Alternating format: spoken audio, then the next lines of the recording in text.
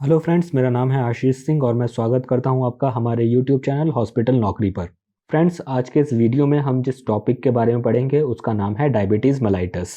Friends, being a nursing professional, आपने इस disease condition के बारे में अपने कॉलेज के करिकुलम में ज़रूर पढ़ा होगा। फ्रेंड्स, जब आप नर्सिंग कर रहे होंगे तो उस समय आपने मेडिकल सर्जिकल नर्सिंग सब्जेक्ट के अंडर इस टॉपिक को ज़रूर पढ़ा होगा। और इसके अलावा बीइंग अ नर्सिंग प्रोफेशनल, आपने हॉस्पिटल में भी डायबिटीज़ मेलाइटस के बहुत सारे पेशेंट्स देखे भी होंगे और उनको ट्रीट भी किया होगा। इसलिए फ्रेंड्स, आपको इस टॉपिक के बारे में काफ़ी नॉलेज होगी। लेकिन फ्रेंड्स, इस वीडियो के लिए डायबिटीज़ मेलाइटस के टॉपिक को सेलेक्ट करने का मेरा एक दूसरा रीज़न है, और वो रीज़न है गवर्नमेंट के नर्सिंग रिक्रूटमेंट एग्ज़ाम्स। क्योंकि friends, different nursing recruitment exams में इस टॉपिक से रिलेटेड बहुत सारे क्वेश्चंस पूछे जाते हैं। जी हाँ फ्रेंड्स, नर्सिंग रिक्रूटमेंट एग्ज़ाम्स में इस टॉपिक से रिलेटेड बहुत सारे एमसीक्यूज़ पूछे जाते हैं। और अगर आप इन नर्सिंग रिक्रूटमेंट एग्ज़ाम्स के लिए प्रिपेयर कर रहे हैं तो आप ये वीडियो ज़रूर देखिएगा, क्योंकि ये वीडियो आपके लिए ही है। क्योंकि फ्रेंड्स, इस वीडियो में मैं आपको डायबिटीज़ मेलाइटस के बारे में एक्सप्लेन करने के अलावा इस वीडियो में मैं आपको डायबिटीज़ मेलाइटस को एक्सप्लेन करने के अलावा कुछ एमसीक्यूज़ के बारे में भी एक्सप्लेन करूँगा। और ये एमसीक्यूज़ ऐसे होंगे जो कि ऑलरेडी काफ़ी सारे नर्सिंग रिक्रूटमेंट एग्ज़ाम्स में पूछे जा चुके हैं। तो फ्रेंड्स, इस वीडियो से आपकी नॉलेज काफ़ी ज़्यादा इम्प्रूव होगी और आपको साथ में ये भी पता चलेगा कि जो नर्सिंग रिक्रूटमेंट एग्ज़ाम्स हैं उनमें डायबिटीज़ मेलाइटस से रिलेटेड जो एमसीक्यूज़ आते हैं उनका पैटर्न कैसा रहता है। इसलिए फ्रेंड्स, आप इस वीडियो के साथ लास्ट तक बने रहिएगा। और अगर आपने अभी तक चैनल को सब्सक्राइब नहीं किया है तो फ़ौरन हमारे यूट्यूब चैनल हॉस्पिटल नौकरी को सब्सक्राइब कर लीजिए और साथ ही बेल आइकन को भी प्रेस कर दीजिए। तो आइए फ्रेंड्स, अब आगे बढ़ते हैं अपने आज के टॉपिक की तरफ, जो कि है डायबिटीज़ मेलाइटस। इस टॉपिक में हम कवर करेंगे डायबिटीज़ मेलाइटस का इंट्रोडक्शन, उसकी डेफिनेशन, डायबिटीज़ मेलाइटस के टाइप्स, कुछ ऐसे रीजंस के बारे में भी देखेंगे जिनकी वजह से डायबिटीज़ मेलाइटस कॉज होता है। इसके अलावा इस वीडियो में हम डायबिटीज़ मेलाइटस के पैथोफिजियोलॉजी, उसकी क्लिनिकल मैनिफेस्टेशंस, डायग्नोसिस और मैनेजमेंट के बारे में भी पढ़ेंगे। और सबसे ज़्यादा इम्पॉर्टेंट जो हमारा सेक्शन रहेगा वो रहेगा एमसीक्यूज़ का, जिसमें हम देखेंगे कि डायबिटीज़ मेलाइटस से रिलेटेड जो एमसीक्यूज़ नर्सिंग रिक्रूटमेंट एग्ज़ाम्स में पूछे जाते हैं वो किस पैटर्न पर आते हैं। तो friends, diabetes mellitus is a group of metabolic disease और heterogeneous disorders characterized by high level of blood sugar in the blood that results from defect in insulin secretions or action or both। तो basically friends, diabetes mellitus जो है वो metabolic diseases और heterogeneous disorders का एक group है जिसमें insulin के सिक्रीशन या एक्शन में डिफेक्ट की वजह से ब्लड में शुगर का लेवल हाई हो जाता है और ये शुगर ह्यूमन बॉडी में ग्लूकोज की फॉर्म में पाई जाती है। सो फ्रेंड्स, अगर ब्लड में ग्लूकोज का लेवल नॉर्मल रेंज से हाई हो जाता है तो उस कंडीशन को बोला जाता है हाइपरग्लाइसीमिया। यहाँ पर फ्रेंड्स मैंने दो टर्म्स और यूज़ किए हैं, पहला है मेटाबॉलिक डिजीज़ और दूसरा है हेट्रोजीनस डिसऑर्डर्स। तो पहले बात करते हैं मेटाबॉलिक डिजीज़ के बारे में कि ये मेटाबॉलिक डिजीज़ क्या होती है। तो फ्रेंड्स, अगर हम बात करें मेटाबॉलिक डिजीज़ की तो ये एक ऐसी कंडीशन होती है जिसमें ह्यूमन बॉडी की नॉर्मल बायोकेमिस्ट्री में कुछ ऑल्ट्रेशंस हो जाते हैं, जिसकी वजह से बॉडी के अंदर प्रेजेंट कई तरह के मॉलिक्यूल्स, कई तरह के केमिकल्स का मेटाबॉलिज्म सही तरीके से नहीं हो पाता है। आप जानते होंगे कि बॉडी में जब भी ग्लूकोज का मेटाबॉलिज्म होता है तो उससे अल्टीमेटली एडिनोसिन ट्राइफॉस्फेट कंपाउंड बनता है, जिससे बॉडी में एनर्जी जनरेट होती है और ह्यूमन बॉडी कई तरह के फंक्शंस को कैरी आउट कर पाती है। ये फंक्शंस वॉल्यूंट्री भी हो सकते हैं और इनवॉल्यूंट्री भी हो सकते हैं। तो डायबिटीज़ मेलाइटस एक ऐसी कंडीशन है जिसमें ग्लूकोज का जो मेटाबॉलिज्म है वो ऑल्टर हो जाता है, यानी कि ग्लूकोज का यूज़ बॉडी की सेल्स नहीं कर पाती हैं ताकि वो ग्लूकोज को मेटाबोलाइज करके एटीपी का फॉर्मेशन कर सकें और अल्टीमेटली उससे ह्यूमन बॉडी को एनर्जी मिल सके। और अगर हम हेट्रोजीनस डिसऑर्डर की बात करें तो ये पर्टिकुलर इंटरनल ऑर्गन्स से रिलेटेड है। हेट्रोजीनस का मतलब है जो बॉडी के ऑर्गन्स हैं उसमें किसी भी तरह की, उनकी स्ट्रक्चर में किसी भी तरह की अल्ट्रेशन हो जाना। जैसे अगर हम पैनक्रियाज की बात करें, अगर पैनक्रियाज में किसी भी तरह की इन्फ्लामेशन हो जाती है तो उस कंडीशन को बोला जाता है पैनक्रियाटाइटिस। इस कंडीशन में पैनक्रियाज की जो स्ट्रक्चर है उसमें कई तरह के चेंजेस देखने को मिल सकते हैं, जैसे कि पैनक्रियाज की जो एनाटमी है उसमें थोड़े बहुत चेंजेस देखने को मिल सकते हैं, जैसे कि पैनक्रियाज में स्वेलिंग हो जाना, जिसकी वजह से पैनक्रियाज अपना फंक्शन प्रॉपर वे में नहीं कर पाती है। तो इस तरह की कंडीशन जिसमें किसी भी ऑर्गन की स्ट्रक्चर में, उसकी एनाटमी में चेंजेस हो जाते हैं, उस कंडीशन को बोला जाता है हेट्रोजीनस। तो जो डायबिटीज़ मेलाइटस है वो इसी तरह के मेटाबॉलिक डिजीजेस और हेट्रोजीनस डिसऑर्डर्स का एक ग्रुप है जिसमें ब्लड में शुगर का लेवल काफ़ी ज़्यादा हाई हो जाता है। और ब्लड में शुगर का लेवल हाई होने के पीछे जो रीज़न है वो है इंसुलिन के सिक्रीशन या उसके एक्शन में डिफेक्ट का होना, क्योंकि ह्यूमन बॉडी में इंसुलिन एक ऐसा हार्मोन है जो कि ब्लड में ग्लूकोज के लेवल को कम करता है, या फिर हम कह सकते हैं कि ब्लड में ग्लूकोज के मेटाबॉलिज्म को रेगुलेट करता है। तो अगर ह्यूमन बॉडी में इंसुलिन का सिक्रीशन अगर सही तरीके से नहीं होगा या फिर इंसुलिन का एक्शन जो है उसमें किसी तरीके की ऑल्ट्रेशन आ जाएगी, तो उससे क्या होगा, उससे ब्लड में शुगर का लेवल यानी कि ग्लूकोज का लेवल जो है वो एलिवेट हो जाएगा। तो अगर हम बात करें कि ब्लड में शुगर का जो नॉर्मल लेवल है वो कितना होता है, तो वो होता है 140 mg पर DL से कम, या फिर हम इसको 7.8 मिली मोल पर लीटर के रूप में भी देख सकते हैं। वहीं अगर हम फास्टिंग ब्लड शुगर लेवल की बात करें तो बॉडी का normal fasting blood sugar level जो है वो 100 mg पर DL से कम होता है, या फिर अगर हम मोल पर लीटर या फिर अगर हम मिलीमोल पर लीटर में अगर इसको देखें तो 5.6 मिलीमोल पर लीटर से कम पर ये normal fasting blood sugar level को डिनोट करता है। फ्रेंड्स, डायबिटीज़ टर्म का जो सबसे पहला यूज़ किया था वो एक एंशंट फिजिशियन ने किया था जिनका नाम था एरेटियस। इन्होंने 2nd सेंचुरी में सबसे पहले इस टर्म डायबिटीज़ को कॉइन किया था, लेकिन इसके साथ मेलाइटस टर्म को जोड़ने का जो श्रेय है वो जाता है थॉमस विलिस को। एक्चुअली फ्रेंड्स, डायबिटीज़ मेलाइटस में जो टर्म है डायबिटीज़, ये एक ग्रीक टर्म है जिसका मतलब होता है साइफन। साइफन यानी कि टू मेक एम्प्टी, यानी कि किसी चीज़ को खाली करना। और मेलाइटस जो है वो लैटिन लैंग्वेज का एक वर्ड है जिसका मतलब होता है हनीड या फिर sweet. Actually friends, diabetes mellitus एक ऐसी कंडीशन है जिसमें पेशेंट की यूरिनेशन की फ्रिक्वेंसी काफ़ी ज़्यादा बढ़ जाती है और पेशेंट को बार बार अपने ब्लैडर को एम्प्टी करना पड़ता है। और डायबिटीज़ मेलाइटस के पेशेंट के यूरिन में शुगर प्रेजेंट होता है जिसे हम ग्लूकोज कहते हैं। और क्योंकि ग्लूकोज जो है वो टेस्ट में स्वीट होता है और ये हनी का मेन कॉन्स्टिट्यूएंट है, इसीलिए इस डिजीज़ कंडीशन को जो नाम दिया गया है वो है डायबिटीज़ मेलाइटस। आइए फ्रेंड्स, अब आगे बढ़ते हैं और देखते हैं कि डायबिटीज़ मेलाइटस की डेफिनेशन क्या है। तो डायबिटीज़ मेलाइटस की डेफिनेशन के according, diabetes mellitus is a group of metabolic disorders characterized by a high blood sugar level over a prolonged period of time। तो जैसा कि फ्रेंड्स मैं ऑलरेडी आपको बता चुका हूँ कि डायबिटीज़ मेलाइटस एक ऐसी डिजीज़ कंडीशन है या एक ऐसा ग्रुप ऑफ मेटाबॉलिक डिसऑर्डर है जिसमें ब्लड में शुगर का लेवल जो है वो एलिवेट हो जाता है और ये एलिवेशन काफ़ी लंबे समय तक रहता है।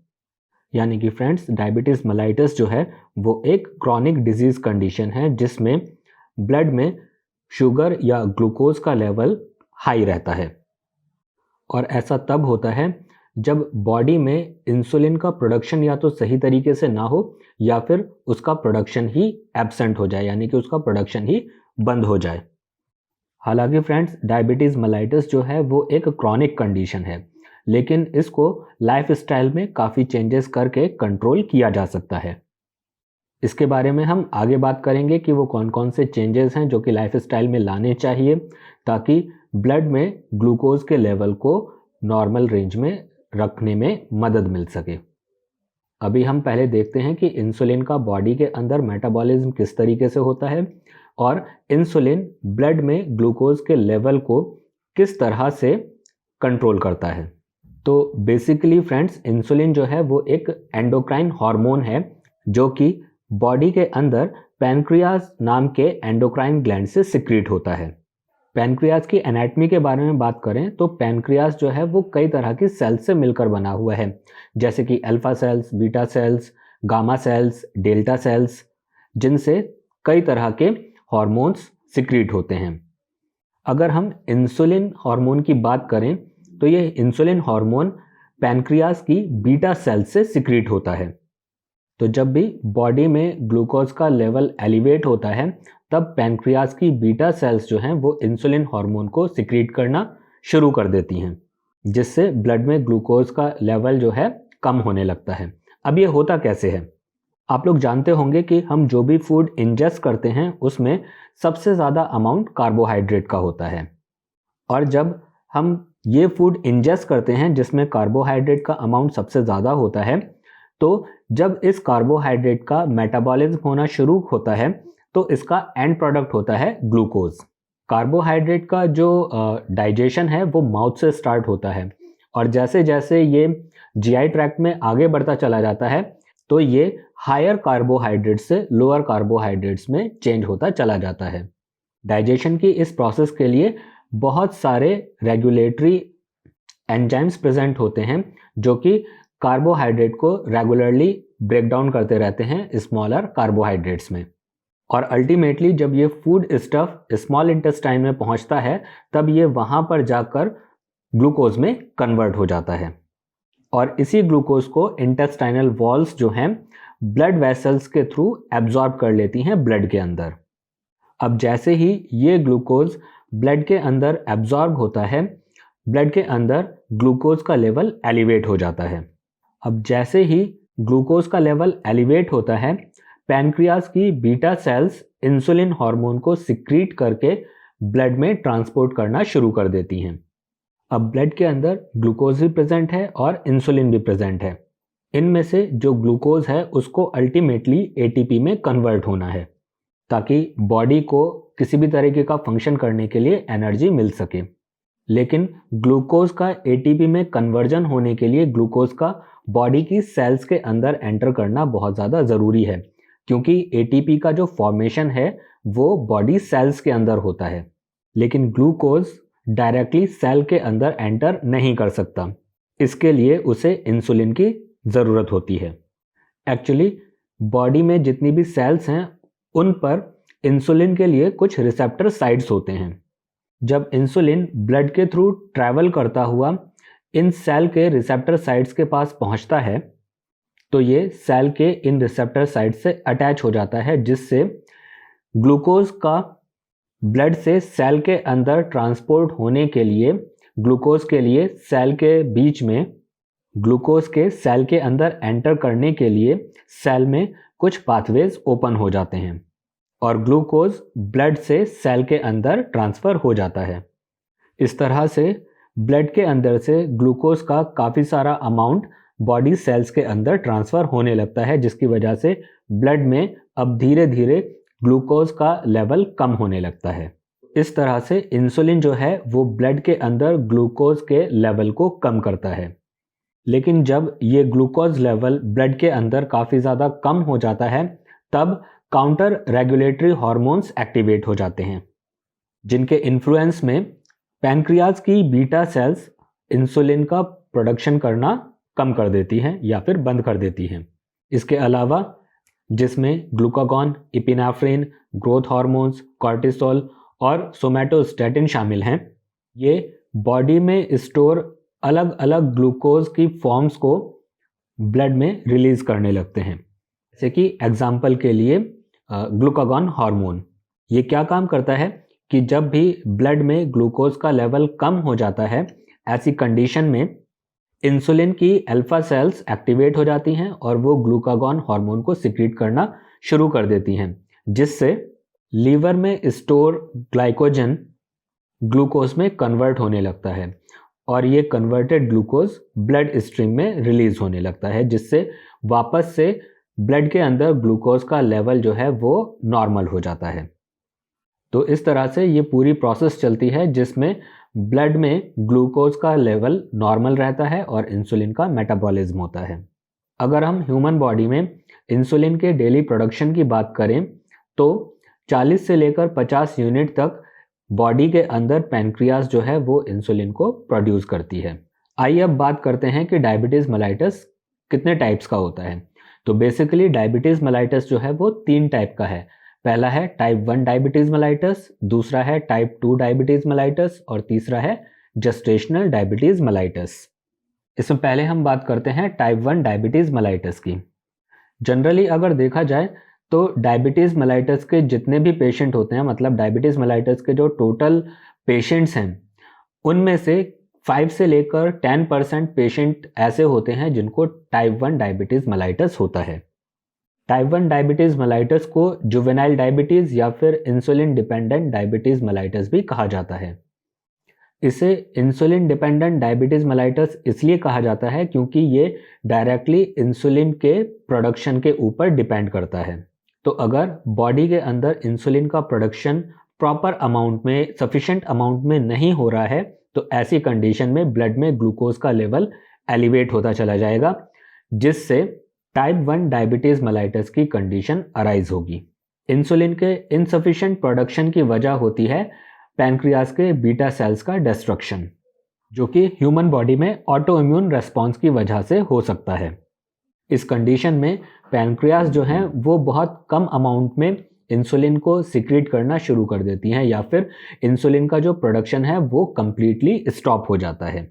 आइए फ्रेंड्स अब डिस्कस करते हैं टाइप 1 डायबिटीज़ मेलाइटस के कॉजेज़ के बारे में।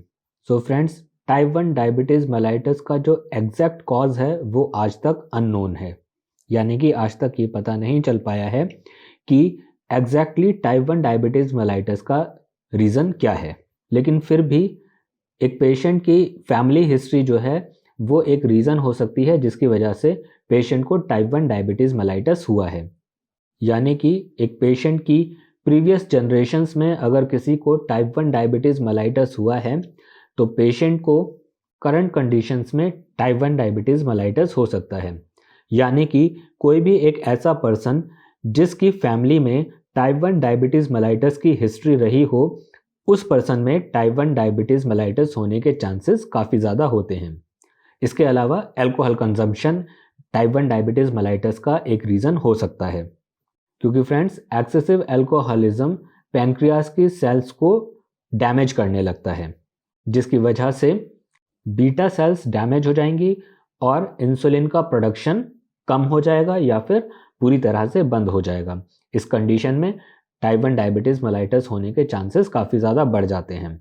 इसके अलावा अगर पैनक्रियाटेक्टमी का प्रोसीजर किसी पर्सन को परफॉर्म किया गया है तो उस पर्सन को भी टाइप 1 डायबिटीज़ मेलाइटस होने के चांसेस काफ़ी ज़्यादा बढ़ जाते हैं, क्योंकि बॉडी से पैनक्रियाज के सर्जिकल रिमूवल की वजह से बॉडी में इंसुलिन को प्रोड्यूस करने वाला ऑर्गन ही बॉडी में प्रेजेंट नहीं होता है, जिसकी वजह से ब्लड में ग्लूकोज का लेवल लगातार बढ़ता चला जाएगा और पर्सन को टाइप 1 डायबिटीज़ मेलाइटस होने के चांसेस काफ़ी ज़्यादा बढ़ जाएंगे।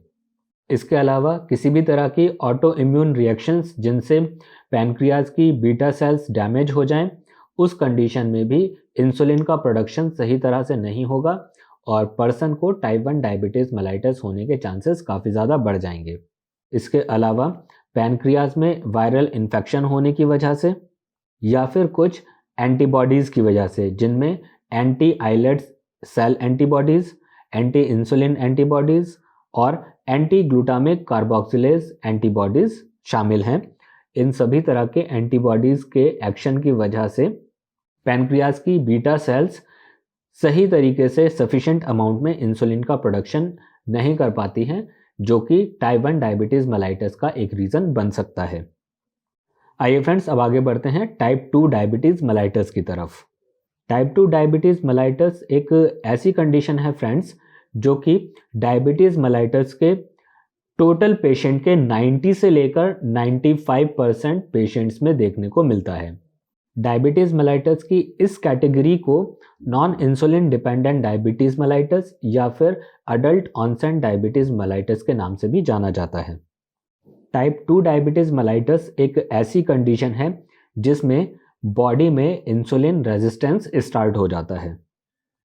इंसुलिन रेजिस्टेंस एक ऐसी कंडीशन है जिसमें बॉडी की सेल्स इंसुलिन के लिए सही तरीके से प्रॉपरली रेस्पॉन्ड करने में फेल हो जाती हैं, यानी कि इंसुलिन के लिए बॉडी सेल्स की सेंसिटिविटी कम हो जाती है या फिर ख़त्म हो जाती है। एक्चुअली फ्रेंड्स, जैसा कि मैं पहले बता चुका हूँ कि बॉडी सेल्स पर इंसुलिन के लिए कुछ रिसेप्टर साइट्स होते हैं जिनसे इंसुलिन अटैच हो जाता है और सेल्स में ग्लूकोज के लिए पाथवेज ओपन हो जाते हैं। तो अगर किसी भी वजह से सेल्स की ये एबिलिटी जिसमें सेल्स के इंसुलिन रिसेप्टर इंसुलिन को रिकॉग्नाइज करना बंद कर दें, यानी इंसुलिन को रिसीव करना बंद कर दें, तो ग्लूकोज के मेटाबॉलिज्म के लिए सेल्स में पाथवेज का ओपन होना बंद हो जाएगा, जिससे लगातार ब्लड में ग्लूकोज का जो अमाउंट है वो एलिवेट होता रहेगा और ये ग्लूकोज सेल के अंदर एंट्री करके एटीपी का प्रोडक्शन नहीं कर पाएगा। तो फ्रेंड्स, टाइप 2 डायबिटीज़ मेलाइटस एक ऐसी कंडीशन है जिसमें बॉडी के अंदर इंसुलिन का जो प्रोडक्शन है वो काफ़ी हद तक सफिशेंट अमाउंट में होता है, लेकिन बॉडी की जो सेल्स हैं वो ही इंसुलिन के लिए अपनी सेंसिटिविटी को खो देती हैं, जिससे ब्लड के अंदर ग्लूकोज का लेवल लगातार एलिवेट होने लगता है। आइए अब बात करते हैं टाइप 2 डायबिटीज़ मेलाइटस के कॉजेज़ या फिर रिस्क फैक्टर्स के बारे में। तो जिस तरह से टाइप 1 डायबिटीज़ मेलाइटस का एक रीज़न या एक रिस्क फैक्टर फैमिली हिस्ट्री था, उसी तरह से टाइप 2 डायबिटीज़ मेलाइटस का भी एक रिस्क फैक्टर फैमिली हिस्ट्री या फिर हेरिडिटी है। इसके अलावा ओबेसिटी भी टाइप 2 डायबिटीज़ मेलाइटस का एक रिस्क फैक्टर है। अगर एक पर्सन की फिज़िकल एक्टिविटी बहुत कम है या फिर वो फिज़िकली इनएक्टिव है, तो ऐसे पर्सन को भी टाइप 2 डायबिटीज़ मेलाइटस होने के चांसेस काफ़ी ज़्यादा बढ़ जाते हैं, क्योंकि ऐसी कंडीशन में पर्सन की बॉडीली इनएक्टिविटी की वजह से ग्लूकोज का मेटाबॉलिज्म प्रॉपर तरीके से नहीं होता और ब्लड में लगातार ग्लूकोज का लेवल एलिवेट होता रहता है। इसके अलावा ऐसे लोग जो कि अपनी डाइट में फैट्स का हाई इंटेक करते हैं, उनको भी टाइप 2 डायबिटीज़ मेलाइटस होने के चांसेस काफ़ी ज़्यादा बढ़ जाते हैं, क्योंकि ऐसी कंडीशन में फैट्स का मेटाबॉलिज्म ग्लूकोज के मेटाबॉलिज्म को इंटरफेयर करता है और ब्लड में ग्लूकोज का लेवल एलिवेट हो जाता है। इसके अलावा फैट के मेटाबॉलिज्म की वजह से बॉडी में लिपिड का एक्यूमुलेशन होने लगता है, जिसकी वजह से ओबेसिटी होती है। और ओबेसिटी जो कि टाइप 2 डायबिटीज़ मेलाइटस का एक रीज़न होती है, इस तरह से फैट भी जो है वो ओबेसिटी को बढ़ाकर टाइप 2 डायबिटीज़ मेलाइटस को कॉज करने में एक हेल्पिंग रोल प्ले करता है। इसके अलावा एक्सेसिव अल्कोहलिज्म भी जो है वो टाइप 2 डायबिटीज़ मेलाइटस के कॉजेज़ में या रिस्क फैक्टर में शामिल होता है। इसके पीछे रीज़न ये है कि एक्सेसिव अल्कोहलिज्म की वजह से जो लीवर सेल्स हैं वो डैमेज होने लगती हैं, जिसकी वजह से ग्लूकोज का जो प्रॉपर मेटाबॉलिज्म होना चाहिए वो उस प्रॉपर अमाउंट में मेटाबॉलिज्म नहीं हो पाता और ब्लड के अंदर ग्लूकोज का लेवल कंटिन्यूसली एलिवेटेड रहता है, जो कि टाइप 2 डायबिटीज़ मेलाइटस का एक रीज़न बन सकता है। और इसके अलावा फीमेल्स में पॉलीसिस्टिक ओवरी भी जो है वो टाइप 2 डायबिटीज़ मेलाइटस का एक रीज़न बन सकती है। आइए फ्रेंड्स, अब आगे बढ़ते हैं डायबिटीज़ मेलाइटस के थर्ड टाइप की तरफ। डायबिटीज़ मेलाइटस का जो थर्ड टाइप है वो है जेस्टेशनल डायबिटीज़ मेलाइटस, यानी कि प्रेगनेंसी के टाइम पर फीमेल्स में होने वाले डायबिटीज़ मेलाइटस को जेस्टेशनल डायबिटीज़ मेलाइटस कहा जाता है। जेस्टेशनल डायबिटीज़ मेलाइटस एक ऐसी कंडीशन है जो कि बिना किसी प्रीवियस डायबिटीज़ की हिस्ट्री के एक प्रेग्नेंट वूमन में देखने को मिलती है। ये एक ऐसी कंडीशन है जो कि 2% से लेकर 10% प्रेग्नेंट वुमेन में देखने को मिलती है और बच्चे की डिलीवरी हो जाने के बाद में या तो ये और ज़्यादा इम्प्रूव कर जाती है या फिर पूरी तरह से ख़त्म हो जाती है। ये जेस्टेशनल डायबिटीज़ मेलाइटस जो है वो ज़्यादातर सेकंड ट्राइमेस्टर या थर्ड ट्राइमेस्टर में देखने को मिलता है। इसके पीछे रीज़न ये है कि इस टाइम पर प्रेग्नेंट वुमन की बॉडी में इंसुलिन एंटागोनिस्ट हार्मोन्स का लेवल काफ़ी ज़्यादा हाई हो जाता है, जो कि इंसुलिन के एक्शन को ऑल्टर कर देते हैं या फिर उसके एक्शन को हम कह सकते हैं कि रिड्यूस कर देते हैं। अब ये इंसुलिन एंटागोनिस्ट हार्मोन कौन कौन से हैं? ये हार्मोन्स हैं एस्ट्रोजन, कॉर्टिसोल और ह्यूमन प्लेसेंटल लैक्टोजन।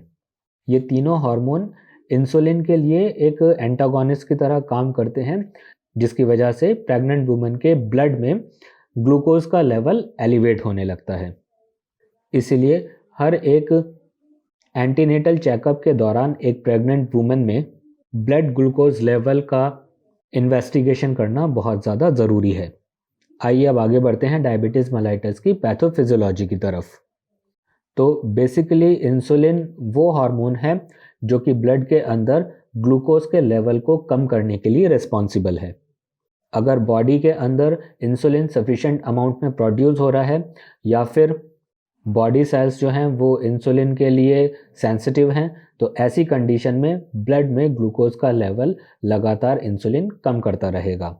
लेकिन अगर बॉडी में इंसुलिन का अमाउंट इनसफिशेंट है या फिर बॉडी सेल्स में इंसुलिन के लिए रेजिस्टेंस है, तो ऐसी कंडीशन में जो बॉडी सेल्स हैं उनमें ग्लूकोज का एब्जॉर्प्शन या तो बहुत कम होगा या फिर बिल्कुल भी नहीं होगा। ऐसी कंडीशन में हमें क्या देखने को मिलेगा कि लीवर सेल्स और मसल सेल्स में ग्लूकोज का जो स्टोरेज है वो अप्रोप्रिएट नहीं होता है और ब्लड के अंदर ग्लूकोज जो है वो रिटेन्ड रह जाता है। अब ब्लड के अंदर अगर ग्लूकोज का जो अमाउंट है वो हाई लेवल पर होगा या फिर एलिवेटेड रहेगा, तो उससे क्या होता है कि जो किडनीज हैं वो रीअब्जॉर्प्शन के थ्रेशोल्ड तक पहुंच जाती हैं। ऐसे में क्या होगा कि किडनीज में जो ब्लड फिल्टर होता है उसमें ग्लूकोज का रीअब्जॉर्प्शन नहीं होगा और जो भी यूरिन प्रोडक्शन हो रहा है उसमें ग्लूकोज का जो अमाउंट है वो एलिवेट हो जाएगा और ये ग्लूकोज यूरिन के साथ एक्सक्रीट आउट होने लगेगा। ये कंडीशन जिसमें ग्लूकोज जो है वो यूरिन के साथ बॉडी से एक्सक्रीट आउट होने लगता है, उस कंडीशन को बोला जाता है ग्लाइकोसूरिया। इसके अलावा ब्लड में अगर ग्लूकोज लेवल एलिवेटेड रहता है तो उसकी वजह से ऑस्मोटिक प्रेशर जो है वो इंक्रीज हो जाता है और किडनी में वाटर का रीअब्जॉर्प्शन वो कम होने लगता है। वाटर का रीअब्जॉर्प्शन कम होने की वजह से यूरिन जो है वो ज़्यादा अमाउंट में प्रोड्यूस होने लगता है। इस कंडीशन को बोला जाता है पॉलीयूरिया। किडनीज में वाटर के रीअब्जॉर्प्शन कम हो जाने की वजह से जो ब्लड है उसका वॉल्यूम कम होने लगता है। ब्लड के वॉल्यूम में आई इस फ्लूइड की कमी को पूरा करने के लिए बॉडी की ब्लड वेसल्स ऑस्मोसिस के थ्रू बॉडी सेल्स और बॉडी के दूसरे कंपार्टमेंट से वाटर को एब्जॉर्ब करना शुरू कर देते हैं, जिससे बॉडी में डिहाइड्रेशन की कंडीशन अराइज होने लगती है। इस डिहाइड्रेशन की वजह से पेशेंट की जो थर्स्ट है वो बढ़ जाती है, यानी पेशेंट को बहुत ज़्यादा प्यास लगती है और वो अपनी बॉडी को हाइड्रेट करने के लिए बार बार पानी पीता है। इस कंडीशन को बोला जाता है पॉलीडिप्सिया। इसके अलावा बॉडी में ग्लूकोज सप्लाई और डिमांड जो है उसमें भी ऑल्ट्रेशंस हो जाते हैं, यानी कि ब्लड में ग्लूकोज काफ़ी अमाउंट में प्रेजेंट तो होता है लेकिन सेल्स जो हैं उसको यूटिलाइज नहीं कर पाती हैं ताकि वो एटीपी का प्रोडक्शन कर सकें। ऐसे में सेल्स अपनी फंक्शंस को कैरी आउट करने के लिए बार बार ग्लूकोज की डिमांड करती हैं, लेकिन ग्लूकोज काफ़ी अमाउंट में होने के बावजूद भी बॉडी सेल्स की इस रिक्वायरमेंट को फुलफिल नहीं कर पाता, जिसकी वजह से पेशेंट को एक्सेसिव हंगर फील होता है। इसी एक्सेसिव हंगर को पॉलीफेजिया कहा जाता है। आइए फ्रेंड्स अब आगे बढ़ते हैं डायबिटीज़ मेलाइटस की क्लिनिकल मैनिफेस्टेशंस की तरफ। डायबिटीज़ मेलाइटस की जो क्लिनिकल मैनिफेस्टेशंस हैं उनमें elevated blood glucose level, polyuria, loss of glucose in urine, dehydration, polydipsia, polyphagia, weight loss, tiredness, dizziness, lethargy, irritability, body weakness, confusion, itching, lower back pain और limb pain, blurred vision और even coma भी शामिल है। Diabetes mellitus के patients में अगर किसी तरीके का वुंड हो जाता है या कोई स्किन लीजन हो जाता है तो उसकी हीलिंग भी काफ़ी ज़्यादा स्लो हो जाती है। आइए अब आगे बढ़ते हैं डायबिटीज़ मेलाइटस की कॉम्प्लिकेशंस की तरफ। डायबिटीज़ मेलाइटस के पेशेंट्स में ब्लैडर इन्फेक्शन, स्किन इन्फेक्शन या फिर जेनाइटल एरिया का इन्फेक्शन जो है वो डेवलप हो सकता है, जो कि एक कॉम्प्लिकेशन होती है डायबिटीज़ मेलाइटस की पेशेंट में देखने को जो हमें मिलती है। इसके अलावा डायबिटीज़ मेलाइटस की जो कॉम्प्लिकेशंस हैं उसमें मैक्रोवैस्कुलर और माइक्रोवैस्कुलर दोनों तरह की कॉम्प्लिकेशंस इंक्लूडेड हैं। मैक्रोवैस्कुलर कॉम्प्लिकेशंस की अगर बात करें तो इसमें कार्डियोवैस्कुलर जो सिस्टम है उससे रिलेटेड जो डिजीज़ कंडीशन होती हैं डायबिटीज़ मेलाइटस के पेशेंट्स में वो डेवलप होने के चांसेस काफ़ी ज़्यादा होते हैं। वहीं अगर हम माइक्रोवैस्कुलर डिजीज़ेस की बात करें तो उसमें नेफ्रोपैथी, रेटिनोपैथी या फिर न्यूरोपैथी जो है ये कुछ कंडीशंस हमें देखने को मिल सकती हैं। इसके अलावा डायबिटीज़ मेलाइटस के पेशेंट्स में नेक्रोसिस और गैंग्रीन्स भी होने के चांसेस बहुत ज़्यादा होते हैं, क्योंकि जो डायबिटीज़ मेलाइटस के पेशेंट्स होते हैं उनमें अगर किसी भी तरीके का वूंड हो जाता है या स्किन लीजन हो जाता है, उसकी हीलिंग बहुत ज़्यादा स्लो होती है। और ऐसी जगह पर ऐसे पेशेंट्स में अगर ओपन वूंड हो जाता है तो उसमें इन्फेक्शन के चांसेस बहुत ज़्यादा होते हैं, क्योंकि ग्लूकोज जो है वो बैक्टीरियल ग्रोथ का एक बहुत अच्छा मीडियम है। तो एक बार अगर किसी डायबिटीज़ मेलाइटस के पेशेंट में कोई ओपन वुंड हो जाए और वहाँ पर किसी भी तरीके का इन्फेक्शन एक बार डेवलप हो जाए तो उस इन्फेक्शन को कंट्रोल करना मुश्किल होता है और ये इन्फेक्शन वुंड की हीलिंग को भी प्रिवेंट करता है और जिससे धीरे धीरे उस एरिया की सेल्स डैमेज होने लगती हैं, उन सेल्स की डेथ होने लगती है, जो कि अल्टीमेटली नेक्रोसिस या गैंग्रीन में कन्वर्ट हो जाता है। इसके अलावा डायबिटीज़ मेलाइटस की एक मेन कॉम्प्लिकेशन है डायबिटिक कीटोएसिडोसिस, जिसे शॉर्ट फॉर्म में DKA के रूप में जाना जाता है। और कई बार नर्सिंग रिक्रूटमेंट एग्ज़ाम्स में डायबिटिक कीटोएसिडोसिस ना आकर के DKA के रूप में क्वेश्चंस आ जाते हैं। ये एक ऐसी कंडीशन है जिसमें बॉडी कार्बोहाइड्रेट के अलावा ग्लूकोज के दूसरे सोर्सेज को मेटाबोलाइज करना स्टार्ट कर देती है। बॉडी में ग्लूकोज के जो दूसरे सोर्सेज हैं अदर देन कार्बोहाइड्रेट वो हैं फैट्स और प्रोटीन्स। अब डायबिटीज़ मेलाइटस की कंडीशन में क्या होता है कि बॉडी सेल्स की ग्लूकोज रिक्वायरमेंट को फुलफिल करने के लिए बॉडी में स्टोर्ड फैट को ग्लूकोज में कन्वर्ट करना शुरू कर देती है और इस बायोकेमिकल रिएक्शन के रिजल्ट में ketone bodies as a by product बनने लगते हैं। ये कीटोन बॉडीज़ ब्लड की pH को कम कर देते हैं, जिससे बॉडी में कीटोएसिडोसिस कंडीशन अराइज हो जाती है। इसके अलावा डायबिटीज़ मेलाइटस की एक इम्पॉर्टेंट कॉम्प्लिकेशन है hyperglycaemic hyper osmolar non ketotic syndrome. आइए फ्रेंड्स अब आगे बढ़ते हैं और देखते हैं कि डायबिटीज़ मेलाइटस का जो डायग्नोसिस है वो किस तरीके से प्रिपेयर किया जाता है या डायबिटीज़ मेलाइटस को किस तरह से डायग्नोज किया जाता है। तो बेसिकली डायबिटीज़ मेलाइटस को डायग्नोज करने के लिए कुछ ब्लड टेस्ट किए जाते हैं। इनमें जो सबसे पहला टेस्ट है वो है ग्लाइकेटेड हीमोग्लोबिन टेस्ट। इस टेस्ट को HbA1c टेस्ट के नाम से भी जाना जाता है। इस टेस्ट में हीमोग्लोबिन से अटैच ब्लड शुगर की परसेंटेज को मेजर किया जाता है। फ्रेंड्स, ये टेस्ट जो है ब्लड शुगर को इन्वेस्टिगेट करने का एक यूनिक टेस्ट है, क्योंकि इस टेस्ट के थ्रू ब्लड में पास्ट 3 मंथ्स के शुगर लेवल की एवरेज को इन्वेस्टिगेट किया जाता है। जितना ज़्यादा ब्लड शुगर लेवल होता है हीमोग्लोबिन के साथ उतना ही ज़्यादा शुगर अटैच होता है। अगर इस टेस्ट के इंटरप्रिटेशंस के बारे में बात करें तो अगर दो अलग अलग टेस्ट में A1C का लेवल 6.5% या फिर उससे ज़्यादा है तो ये डायबिटीज़ मेलाइटस को इंडिकेट करता है। अगर A1C का लेवल 5.7 से लेकर 6.4% के बीच में है तो ये प्री डायबिटिक कंडीशन को इंडिकेट करता है। और अगर A1C का लेवल 5.7% से कम है तो इसे नॉर्मल कंसिडर किया जाता है। फ्रेंड्स, डायबिटीज़ मेलाइटस का दूसरा डायग्नोस्टिक टेस्ट है fasting blood glucose. It is a test in which blood sample will be taken after an overnight fast. अगर एक पर्सन का fasting blood sugar level 99 milligram पर डीएल या फिर उससे कम है तो उसे नॉर्मल कंसिडर किया जाता है।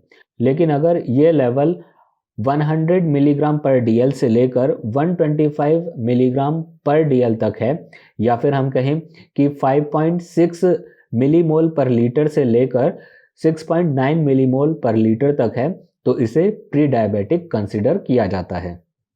लेकिन अगर दो अलग अलग टेस्ट में fasting blood sugar level 126 milligram पर डेसीलीटर या फिर 7 मिलीमोल पर लीटर से ज़्यादा है या उसके बराबर है, तो ये कंडीशन डायबिटीज़ मेलाइटस को इंडिकेट करती है। डायबिटीज़ मेलाइटस को डायग्नोज करने के लिए तीसरा टेस्ट है ओरल ग्लूकोज टॉलरेंस टेस्ट। इस टेस्ट में एक ग्लूकोज कंटेनिंग लिक्विड को पीने से पहले और उसको पीने के बाद ब्लड शुगर लेवल को मेजर किया जाता है। इस टेस्ट को करने के लिए पेशेंट को ओवरनाइट फास्ट करना पड़ता है, जिससे पेशेंट के फास्टिंग ब्लड शुगर लेवल को मेजर किया जा सके। इसके बाद पेशेंट को एक ग्लूकोज कंटेनिंग लिक्विड पीने के लिए दिया जाता है। ये लिक्विड पीने के 2 घंटे बाद एक बार फिर से पेशेंट के ब्लड ग्लूकोज लेवल को मेजर किया जाता है। अगर पेशेंट का ब्लड शुगर लेवल 140 मिलीग्राम पर डीएल या फिर 7.8 मिलीमोल पर लीटर से कम आता है तो ये नॉर्मल होता है। लेकिन अगर लिक्विड के इनटेक के 2 घंटे बाद की रीडिंग 200 mg पर डीएल या उससे ज़्यादा आती है तो इसे डायबिटीज़ मेलाइटस के रूप में इंटरप्रेट किया जाता है। लेकिन अगर ये रीडिंग 140 mg पर डीएल से लेकर के 199 mg पर डीएल तक आती है तो ये प्री डायबिटीज़ को इंडिकेट करती है। डायबिटीज़ मेलाइटस को डायग्नोज करने का चौथा टेस्ट है रैंडम ब्लड शुगर टेस्ट। इसमें जो ब्लड सैंपल है वो रैंडमली किसी भी टाइम ले लिया जाता है। इस टेस्ट में पेशेंट की जो फास्टिंग है या ईटिंग है उसको कंसिडर नहीं किया जाता, बल्कि डायरेक्टली पेशेंट का ब्लड सैंपल ले करके उसमें ब्लड ग्लूकोज लेवल को मेजर किया जाता है। अगर ये लेवल 200 मिलीग्राम पर डीएल या फिर 11.1 मिलीमोल पर लीटर या उससे ज़्यादा आता है तो इसका मतलब है कि पेशेंट को डायबिटीज़ मेलाइटस कन्फर्म है। तो इस तरीके से फ्रेंड्स हम डायबिटीज़ मेलाइटस को डायग्नोज कर सकते हैं। आइए अब आगे बढ़ते हैं डायबिटीज़ मेलाइटस के मैनेजमेंट की तरफ। तो अगर पेशेंट को टाइप 1 डायबिटीज़ मेलाइटस है तो उसका केवल और केवल एक ही मैनेजमेंट है, वो है इंसुलिन थेरेपी। इसमें पेशेंट को सबक्यूटेनियसली या फिर इंट्रावेनसली इंसुलिन एडमिनिस्टर करके टाइप 1 डायबिटीज़ मेलाइटस का मैनेजमेंट किया जाता है। इसके अलावा अगर हम टाइप 2 डायबिटीज़ मेलाइटस की बात करें तो इसके मैनेजमेंट के लिए ऐसी एक्टिविटीज़ को एनहेंस किया जाता है जिससे ब्लड ग्लूकोज लेवल को कम किया जा सके। इसके लिए पेशेंट को वेट रिडक्शन के लिए एनकरेज किया जाता है। इसके अलावा इंसुलिन की इफ़ेक्टिवनेस को एनहेंस करने के लिए पेशेंट को एक्सरसाइज करने के लिए भी कहा जाता है। इसके अलावा ब्लड में ग्लूकोज लेवल को कम करने के लिए ओरल हाइपोग्लाइसेमिक एजेंट्स भी एडमिनिस्टर किए जाते हैं, जैसे कि मेटफॉर्मिन, सल्फोनिल यूरिएज और एस्कार्बोज। आइए अब बात करते हैं डायबिटीज़ मेलाइटस के ट्रीटमेंट के लिए यूज़ किए जाने वाले इंसुलिन किस किस टाइप के होते हैं। इसमें सबसे पहला है रेगुलर इंसुलिन, जिसका ऑनसेट ऑफ एक्शन है 30 से लेकर के 60 मिनट और इसका पीक एक्शन जो है वो 1 घंटे से लेकर 5 घंटे के ड्यूरेशन पर देखने को मिलता है और इसके एक्शन का जो ड्यूरेशन है वो 6 घंटे से लेकर 10 घंटे तक रहता है। दूसरे तरीके का इंसुलिन है रैपिड एक्टिंग इंसुलिन, जिसमें लिस्प्रो यानी कि ह्यूमालॉग और एस्पार्ट यानी कि नोवोलोग का उपयोग किया जाता है। इनका ऑनसेट ऑफ एक्शन है 5 मिनट से लेकर 25 मिनट्स और इनका जो पीक एक्शन होता है वो 30 मिनट से लेकर 90 मिनट्स तक देखने को मिलता है। इनका ड्यूरेशन ऑफ एक्शन है 2 घंटे से लेकर 5 घंटे। अगर इंटरमीडिएट एक्टिंग इंसुलिन की बात करें तो इसमें न्यूट्रल, प्रोटामिन, हेजड्रॉन और लैंटे इंसुलिन को उपयोग किया जाता है। इनका ऑनसेट ऑफ एक्शन है 1 आवर से लेकर 4 आवर और पीक एक्शन इनका मिलता है 6 आवर से लेकर 12 आवर्स तक, जबकि इनका ड्यूरेशन ऑफ एक्शन है 12 आवर्स से लेकर 24 आवर्स। लॉन्ग एक्टिंग इंसुलिन में प्रोटामिन, जिंक या फिर अल्ट्रा लेंटे इंसुलिन का उपयोग किया जाता है, जिनका ऑनसेट ऑफ एक्शन है 4 आवर्स से लेकर 8 आवर्स और इनका पीक एक्शन होता है 16 आवर्स से लेकर 18 आवर्स तक, जबकि इनका ड्यूरेशन ऑफ एक्शन है लगभग 30 घंटे तक। फ्रेंड्स, डायबिटीज़ मेलाइटस के पेशेंट्स का न्यूट्रिशनल मैनेजमेंट बहुत ज़्यादा ज़रूरी है। डायबिटीज़ मेलाइटस का जो न्यूट्रिशनल मैनेजमेंट है वो एक इंडिविजुअल पेशेंट के मेटाबॉलिक और न्यूट्रिशनल रिक्वायरमेंट के बेसिस पर किया जाता है। डायबिटीज़ मेलाइटस के पेशेंट के न्यूट्रिशनल मैनेजमेंट में कुछ रिकमेंडेड डाइट रेस्ट्रिक्शंस इस तरह से हैं। इन पेशेंट्स के लिए टोटल कैलोरीज का 20 से लेकर 30% फैट इंटेक से होना चाहिए, और अगर प्रोटीन की बात करें तो प्रोटीन के थ्रू 10% से लेकर 20% तक टोटल कैलोरीज इंटेक करना चाहिए। इन पेशेंट्स के लिए कार्बोहाइड्रेट इंटेक 50% से लेकर 60% तक, कोलेस्ट्रॉल इंटेक 300 मिलीग्राम या फिर उससे कम, डेली फाइबर इंटेक 20 से लेकर 30 ग्राम और डेली सोडियम इंटेक 2 ग्राम से 3 ग्राम होना चाहिए। आइए फ्रेंड्स, अब आगे बढ़ते हैं और देखते हैं ऐसे कौन कौन से MCQs हैं जो कि प्रीवियसली नर्सिंग रिक्रूटमेंट एग्जाम से पूछे गए हैं रिगार्डिंग डायबिटीज़ मेलाइटस। तो इसमें जो सबसे पहला क्वेश्चन है वो है, all of the following are clinical manifestations of diabetes mellitus except. Friends, ये क्वेश्चन जो है वो DSSB के रिक्रूटमेंट एग्जाम्स में आया है, जो कि 2013 का नर्सिंग रिक्रूटमेंट एग्ज़ाम था। इस क्वेश्चन में हमें बताना है कि वो कौन सी कंडीशन है जो कि डायबिटीज़ मेलाइटस की क्लिनिकल मैनिफेस्टेशन नहीं है। तो इसमें सबसे पहला ऑप्शन दिया है ग्लाइकोसूरिया, ऑप्शन बी में दिया है हाइपरग्लाइसीमिया, ऑप्शन सी में दिया है हाइपोग्लाइसीमिया और ऑप्शन डी में दिया है पॉलीयूरिया। तो फ्रेंड्स, ग्लाइकोसूरिया मतलब presence of glucose in urine, hyperglycaemia मतलब ब्लड में ग्लूकोज का एलिवेटेड लेवल, हाइपोग्लाइसीमिया का मतलब है ब्लड में ग्लूकोज का लो लेवल और पॉलीयूरिया का मतलब है एक्सेसिव यूरिनेशन फ्रीक्वेंसी। तो इनमें से 3 कंडीशन ऐसी हैं जो कि हमें डायबिटीज़ मेलाइटस की क्लिनिकल मैनिफेस्टेशन में देखने को मिलती हैं। वो हैं ग्लाइकोसूरिया, हाइपरग्लाइसीमिया और पॉलीयूरिया।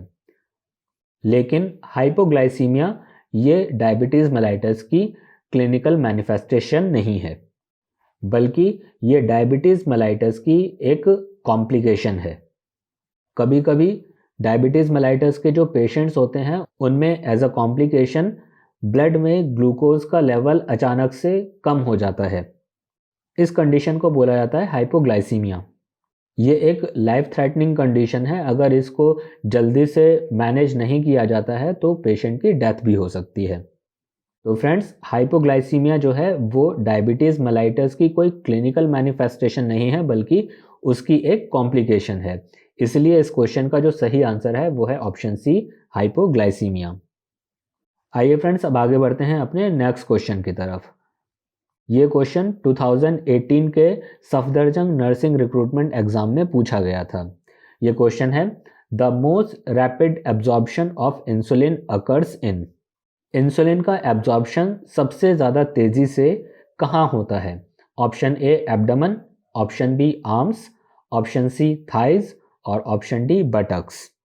तो फ्रेंड्स, ध्यान रखिए कि इंसुलिन थेरेपी जो है वो ज़्यादातर सबक्यूटेनियसली प्रोवाइड की जाती है। ये जो चारों ऑप्शन इस क्वेश्चन में दिए हैं, इनमें सबसे ज़्यादा सबक्यूटेनियस टिश्यू जो हैं वो एब्डमन में पाए जाते हैं।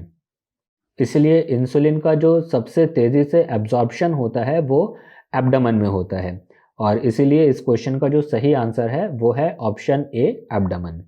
यानी इंसुलिन का जो सबसे ज़्यादा तेज़ी से एब्जॉर्प्शन होगा वो कहाँ होगा? एब्डमन में होगा।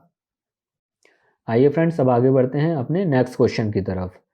ये क्वेश्चन भी 2015 के DSSB नर्सिंग रिक्रूटमेंट एग्जाम में पूछा जा चुका है।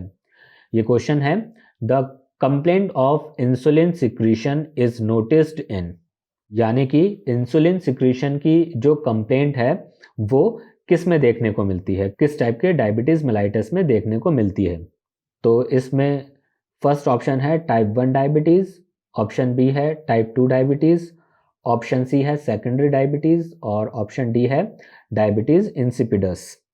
तो फ्रेंड्स, इसमें अगर हम देखें ऑप्शन डी की तरफ जो कि है डायबिटीज़ मेलाइटस, ये डिजीज़ कंडीशन इंसुलिन के सिक्रीशन से रिलेटेड है ही नहीं।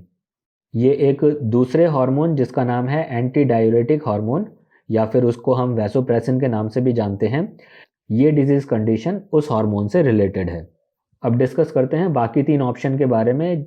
Option A type 1 diabetes, option B type 2 diabetes और ऑप्शन सी सेकेंडरी डायबिटीज़। हमें बताना ये है कि वो कौन सा डायबिटीज़ है जिसमें इंसुलिन सिक्रीशन की कंप्लेंट देखने को मिलती है, यानी कि इंसुलिन का जो सिक्रीशन है वो इनसफिशिएंट है, कम अमाउंट में है, या फिर इंसुलिन का जो सिक्रीशन है वो बिल्कुल एब्सेंट है। तो ये कंडीशन हमें कहाँ देखने को मिलती है? ये कंडीशन हमें देखने को मिलती है टाइप 1 डायबिटीज़ में। टाइप 2 डायबिटीज़ में इंसुलिन का सिक्रीशन प्रॉपर अमाउंट में होता है, लेकिन सेल्स की जो सेंसिटिविटी है वो इंसुलिन के लिए कम हो जाती है या फिर ख़त्म हो जाती है। लेकिन टाइप 1 डायबिटीज़ मेलाइटस में इंसुलिन का सिक्रीशन या इंसुलिन का प्रोडक्शन ही प्रॉपर अमाउंट में, एक सफिशिएंट अमाउंट में नहीं होता है। इसलिए इस क्वेश्चन का जो सही आंसर है वो है option A type 1 diabetes. So friends, अगला क्वेश्चन है, mechanism behind polyuria and polydipsia in diabetes mellitus is, यानी डायबिटीज़ मेलाइटस में पॉलीयूरिया और पॉलीडिप्सिया के पीछे जो मैकेनिज्म है वो कौन सा है?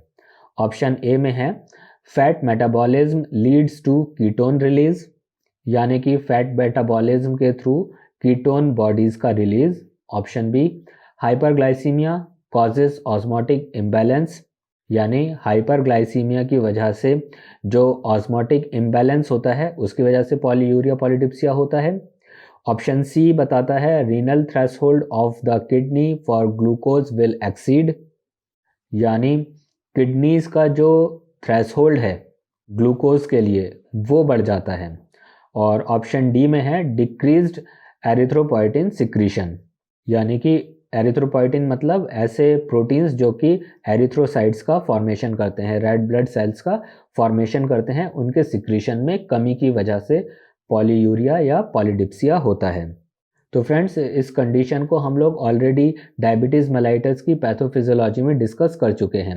ये जो पॉलीयूरिया और पॉलीडिप्सिया की जो कंडीशन है, इसके पीछे जो मैकेनिज्म है वो है हाइपरग्लाइसीमिया की वजह से ऑस्मोटिक इम्बैलेंस होना। हाइपरग्लाइसीमिया की वजह से जो ऑस्मोसिस है उसकी वजह से जो बॉडी का जो इंट्रासेल्यूलर फ्लूइड है और बॉडी के जो बाकी चैम्बर्स हैं उनसे फ्लूइड जो है वो ब्लड के अंदर ट्रांसफ़र होने लगता है और किडनी ज़्यादा अमाउंट में पानी को ब्लैडर में ड्रेन करने लगती हैं। ऐसे में पेशेंट का जो यूरिनेशन है उसकी फ्रिक्वेंसी बढ़ जाती है, जिसको बोला जाता है पॉलीयूरिया। और बॉडी से ज़्यादा अमाउंट में फ्लूइड लॉस होने की वजह से डिहाइड्रेशन होता है, जिसको करेक्ट करने के लिए पेशेंट बार बार पानी पीता है और पेशेंट को बहुत ज़्यादा प्यास लगती है। तो इस कंडीशन को बोला जाता है पॉलीडिप्सिया। इसलिए ये जो क्वेश्चन है कि डायबिटीज़ मेलाइटस की कंडीशन में पॉलीयूरिया और पॉलीडिप्सिया के पीछे जो मैकेनिज्म है वो मिलता है हमें ऑप्शन बी में, यानी कि हाइपरग्लाइसीमिया कॉजेज ऑस्मोटिक इम्बैलेंस। आइए फ्रेंड्स, अब आगे बढ़ते हैं अपने नेक्स्ट क्वेश्चन की तरफ।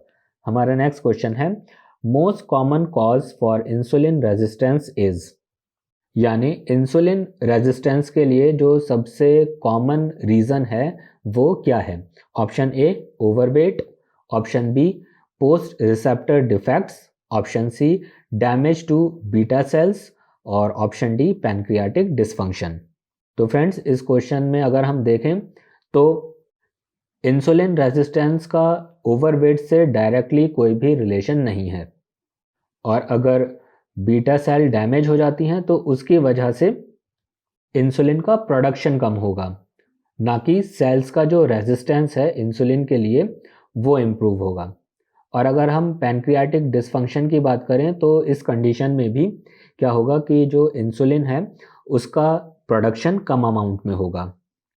इसका सेल्स के इंसुलिन के प्रति सेंसिटिविटी से कोई लेना देना नहीं है।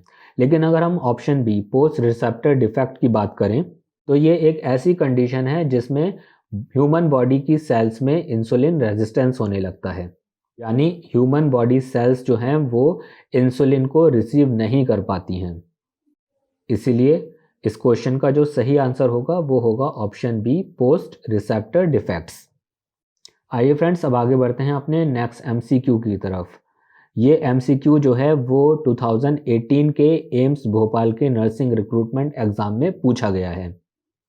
तो इस क्वेश्चन के according, while preparing a patient for surgery who has diabetes mellitus, the nurse should be aware of which of the following potential surgical risks associated with this disease. तो फ्रेंड्स ये एक ऐसी कंडीशन है जिसमें एक nurse जो है वो डायबिटीज़ मेलाइटस के एक पेशेंट को सर्जरी के लिए प्रिपेयर कर रही है। तो नर्स को सर्जरी से रिलेटेड किस पोटेंशियल रिस्क के लिए अवेयर होना ज़रूरी है।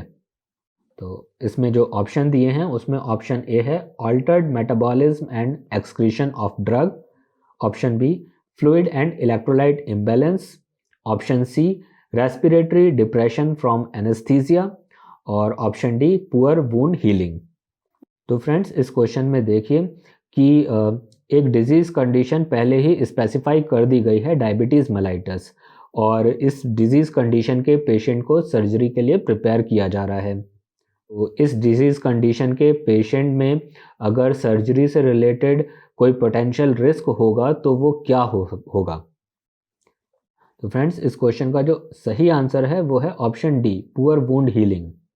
जैसा कि मैं आपको पहले ही एक्सप्लेन कर चुका हूँ कि डायबिटीज़ मेलाइटस के जो पेशेंट्स होते हैं उनमें एक कॉम्प्लिकेशन अराइज हो सकती है, वो है पुअर वुंड हीलिंग। रीज़न इसके पीछे ये है कि डायबिटीज़ मेलाइटस के जो पेशेंट्स होते हैं उनमें वुंड हीलिंग जो है वो काफ़ी प्रोलॉन्ग्ड होती है और बहुत ही स्लो होती है। अब डायबिटीज़ मेलाइटस का अगर पेशेंट है और उसकी कोई सर्जरी होने वाली है तो ऑब्वियसली एक इंसिजन बॉडी में बनाना होगा जिसकी हीलिंग काफ़ी स्लो होगी। इसीलिए इस क्वेश्चन का जो सही आंसर है वो है option D poor wound healing. आइए फ्रेंड्स आगे बढ़ते हैं अपने नेक्स्ट एमसीक्यू की तरफ। हमारा नेक्स्ट एमसीक्यू है which of the following diabetes mellitus characterised by damage to beta cells, यानी इनमें से कौन सा डायबिटीज़ मेलाइटस है जो कि डैमेज्ड बीटा सेल से एसोसिएटेड है।